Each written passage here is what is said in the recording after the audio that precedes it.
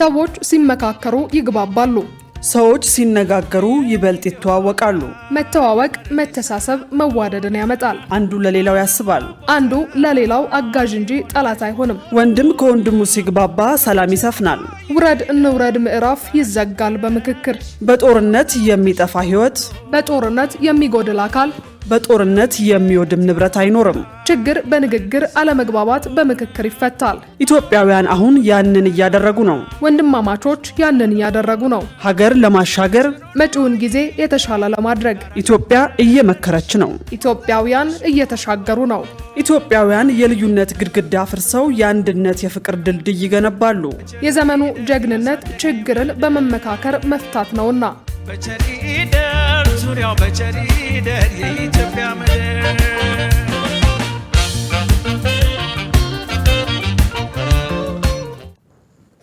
ሰላም ጤና ይስጥልን ተመልካቾቻችን፣ ከኢሳት ነጻ የህዝብ ሚዲያ ለሐምሌ 16 2018 ዓ.ም ያዘጋጀናቸውን የቀን ዜናዎች ይዘን ቀርበናል። ከዜናዎቹ ጋር ሙሉቀን ሰለሞን ነኝ።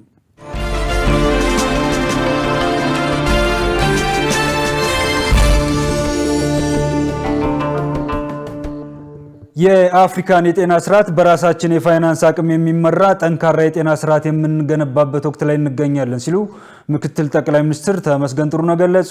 ምክትል ጠቅላይ ሚኒስትሩ በማህበራዊ ትስስር ገጻቸው ባሰፈሩት መልእክት በጋና አክራ በተካሄደው የአፍሪካ ህብረት አስቸኳይ ልዩ የመሪዎች የጤና ጉባኤ ላይ የኢትዮጵያን ተሞክሮ ለቀጣይ የአህጉራችን የጤና አቅጣጫ ያለንን ቁርጠኝነት አጋርተናል ብለዋል። የውጭ እርዳታ እየቀነሰ መምጣቱ ለአህጉራችን ትልቅ ፈተና ቢሆንም በራሳችን አቅም ላይ የተመሰረተ ዘላቂ የጤና ስርዓት ለመገንባት ግን ትልቅ አጋጣሚ ፈጥሮልናል ብለዋል። ኢትዮጵያ ራስን የመቻል ሀገራዊ ራዕይን መሰረት በማድረግ በጤናው ዘርፍ ያሳካችውን ተሞክሮ ለጉባኤው ማካፈሏንም ገልጸዋል። አፍሪካ በራሱ አቅም የሚመራ ጠንካራ የጤና ስርዓት ለመገንባት የሚያስችል በቂ እውቀት፣ ተቋማትና ተሞክሮ አሏት ያሉት ምክትል ጠቅላይ ሚኒስትሩ በጤናው መስክም አህጉራዊ ግቦችን ለማሳካት የሚያስፈልገው የፖለቲካ ቁርጠኝነትን ወደ ተጨባጭ ተግባር መቀየር ብቻ ነው ብለዋል። ኢትዮጵያ ከአፍሪካ ህብረት፣ ከአፍሪካ የበሽታዎች መከላከልና መቆጣጠር ማዕከልና ከአባል ሀገራት ጋር በመተባበር ጤናማና የበለጸገች አፍሪካን ለመገንባት የምታደርገውን ጥረት አጠናክራ እንደምትቀጥል አረጋግጠዋል። በዋናው የምክክር ጉባኤ ለልጆቻችን የተሻለች ኢትዮጵያን ለማስተላለፍ እየመከርን ነው ሲሉ ተመካካሪ እናቶች ገለጹ።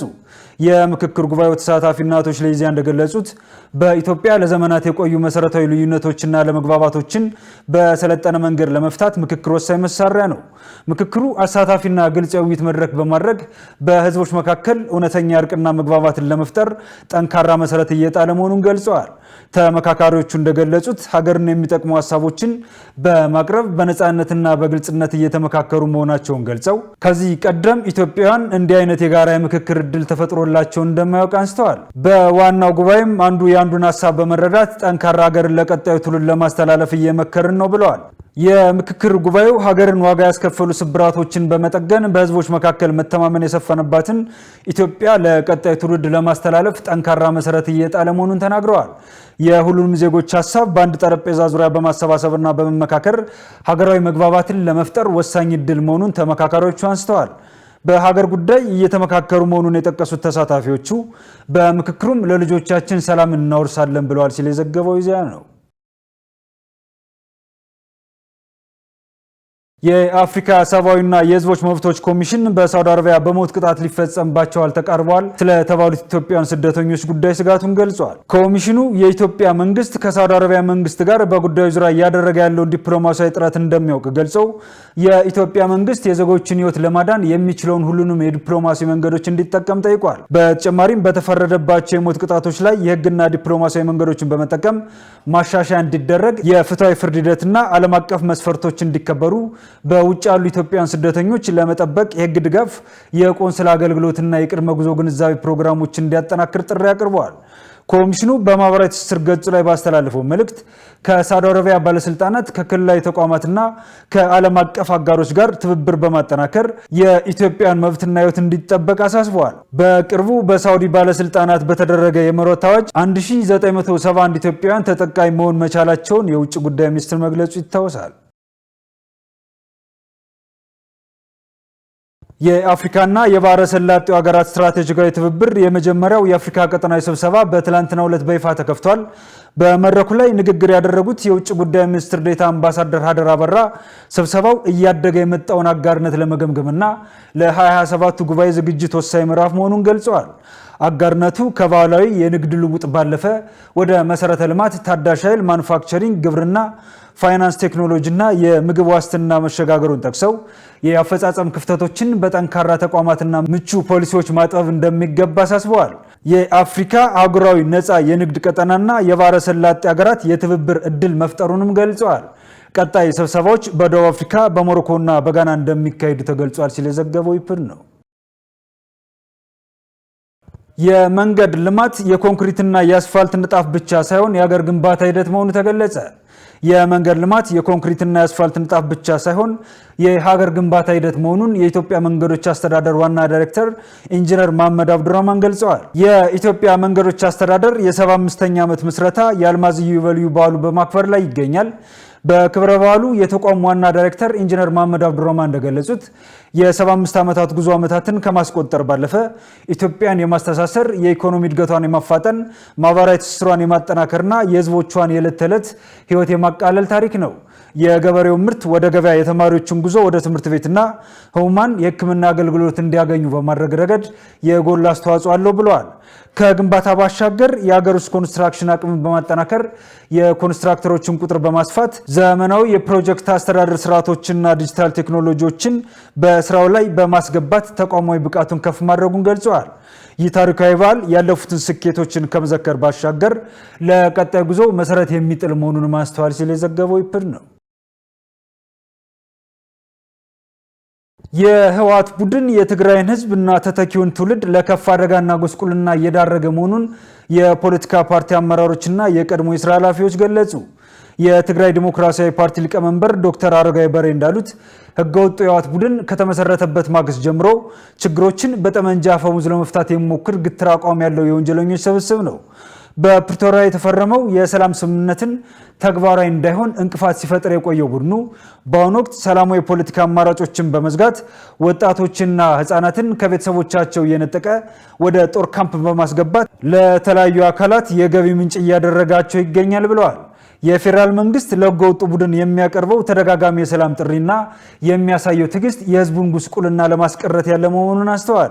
የትግራይ ክልል የአረና ሉዓላዊነትና ዲሞክራሲያዊ ፓርቲ ስራ አስፈጻሚ ገብሩ አስማት በበኩላቸው ህገወጡ የህወሓት ቡድን የትግራይን ህዝብ ለከፋ ቡድን የሚዳርግ የጥፋት ተግባር ላይ በመሰማራት ጠላትነቱን በተጨባጭ ማረጋገጡን ተናግረዋል።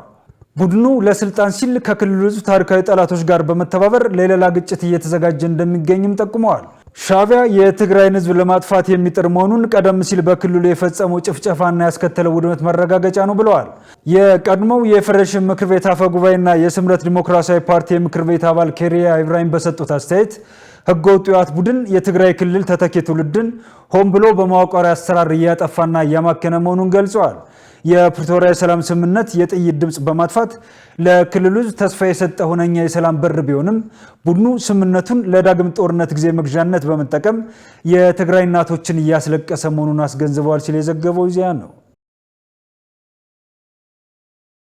ተመልካቾቻችን ከኢሳት ነጻ ህዝብ ሚዲያ የሚተላለፉላችሁ የቀን ዜናዎቻችን እንደቀጠሉ ናቸው። ወደ ዜና እንሻገር። ላቭሮቭና ሩቢዮ በማኒላ በተካሄደው የእስያ የውጭ ጉዳይ ሚኒስትሮች ስብሰባ ላይ ተገኝተው ተወያዩ። በሁለቱ ዲፕሎማቶች መካከል ንግግር እንዲደረግ የጠየቁት አሜሪካኖች ናቸው ተብሏል። ሸሪፍ ኢማም ዝርዝሩን አዘጋጅቶታል። የሩሲያና የዩናይትድ ስቴትስ ከፍተኛ ዲፕሎማቶች በአካል ተገናኝተው ሲነጋገሩ ከሴፕቴምበር 2025 ወዲህ ይህ ለመጀመሪያ ጊዜ ነው ተብሏል። የሩሲያ ውጭ ጉዳይ ሚኒስትር ሰርጌይ ላቭሮቭ እና የአሜሪካ የውጭ ጉዳይ ሚኒስትር ማርኮ ሩቢዮ ሐሙስ ዕለት በፊሊፒንስ ማኒላ ከተካሄደው የኤዥያ የውጭ ጉዳይ ሚኒስትሮች ስብሰባ ጎን ለጎን ተገናኝተው ተነጋግረዋል። ሁለቱ ዲፕሎማቶች ከስብሰባቸው በፊትም ሆነ በኋላ መግለጫ አልሰጡም። ከጋዜጠኞችም ጥያቄ አልተቀበሉም ተብሏል። ሁለቱ ወገኖች በሩሲያና በዩክሬን መካከል በመካሄድ ላይ ያለው ግጭት እንዲሁም በዩናይትድ ስቴትስና በኢራን መካከል ያለው ግጭት ምናልባት የውይይታቸው አጀንዳ ሊሆን ይችላል ተብሏል። በነበራቸው የተጣበበ የሥራ ሰዓት ውይይቱ የቆየው ለ35 ደቂቃ ብቻ ነውም ተብሏል። የሩሲያ ውጭ ጉዳይ ሚኒስትር ቃል አቀባይ ማሪያ ዛካሮቫ እንዳሉት በሁለቱ ዲፕሎማቶች መካከል ንግግር እንዲደረግ የጠየቁት አሜሪካኖች ናቸው። ይህም ሩቢዮ የሰላም ንግግሮች እንዲጀመሩ ያላቸውን ፍላጎት ያሳያል ተብሏል። ፕሬዚደንት ዶናልድ ትራምፕ ወደ ነጩ ቤተ መንግሥት ከተመለሱ በኋላ በሩሲያና በዩክሬን መካከል ባለፈው ዓመት የጀመሩትን የማደራደር ሥራም አስታውሷል። ትራምፕ መጀመሪያ ላይ የጀመሩት ሩሲያንና ዩክሬንን የማደራደር ሥራ ተስፋ የታየበት ቢሆንም መጨረሻ ላይ ግን ሳይሳካ ቀርቷል። ጭራሹንም ተቋርጧል። ይህ የሆነው ደግሞ አሜሪካ በመካከለኛው ምስራቅ ጦርነት በመጠመዷ ነው ተብሏል። ሞስኮ ትራምፕ ያደረጉትን ጥረት ያደነቀች ቢሆንም ዩክሬንና አውሮፓውያን ደጋፊዎቿ ድርድሩ እንዳይሳካ ያደረጉትን አሻጥር ግን ኮንናለች። ላቭሮቭ በእስያ የውጭ ጉዳይ ሚኒስትሮች ስብሰባ ላይ ባደረጉት ንግግር የሩሲያና የዩክሬን ሰላምን በተመለከተ የአውሮፓውያን የወታደራዊ እንቅስቃሴ የኢራን ጦርነትና የኒውክሌር የጦር መሳሪያ ቁጥጥርን የተመለከተ ነበር ተብሏል። በዚህ ወር መግቢያ ላይ የሩሲያ ውጭ ጉዳይ ሚኒስትር ሰርጌይ ላቭሮቭ እንዳሉትም ምዕራባውያን ችግሮችን በቅን ልቦና ለመፍታት አይፈልጉም። አክለውም ጥሩ መሻትና ተስፋ ተሟጧል ብለዋል።